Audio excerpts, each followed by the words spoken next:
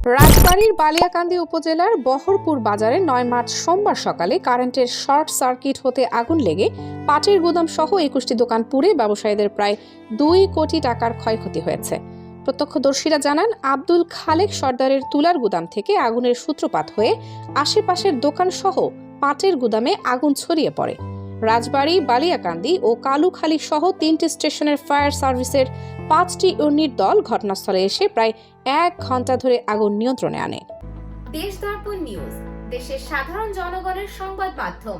আপনার সংবাদ এবং বিজ্ঞাপন প্রচারের জন্য যোগাযোগ করুন স্ক্রিনে দেখানো হোয়াটসঅ্যাপ নম্বরে।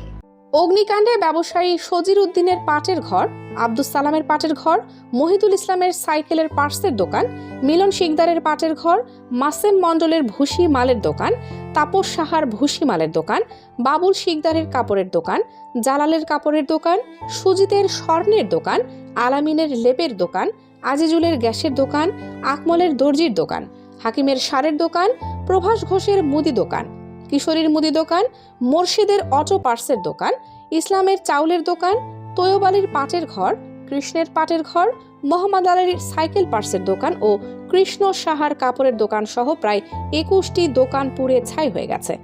এতে প্রায় ২ কোটি টাকার ক্ষতি হয়েছে বলে বাজার ব্যবসায়ীরা জানিয়েছে। অগ্নিকাণ্ডে বাজার ব্যবসায়ীদের মধ্যে আতঙ্ক বিরাজ করছে। বালিয়াকান্দি থানার অফিসার ইনচার্জ আব্দুর রব জানান, খবর পেয়ে আমি সহ সঙ্গীয় ফোর্স ঘটনা পরিদর্শন করি। বালিয়াকান্দি ফায়ার সার্ভিস স্টেশনের ইউনিট প্রধান জানান, আমরা খবর পেয়ে ঘটনাস্থলে গিয়ে এলাকার লোকজনের সহযোগিতায় আগুন নিয়ন্ত্রণ করি।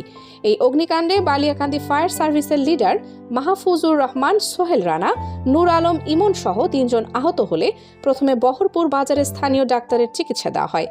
পরে বালিয়াকান্দি সরকারি হাসপাতালে নিয়ে এলে ২ জনকে পরিস্থিতির অবনতি হওয়ায় কর্তব্যরত ডাক্তার তাদেরকে ফরিদপুরে উন্নত চিকিৎসার জন্য পাঠান।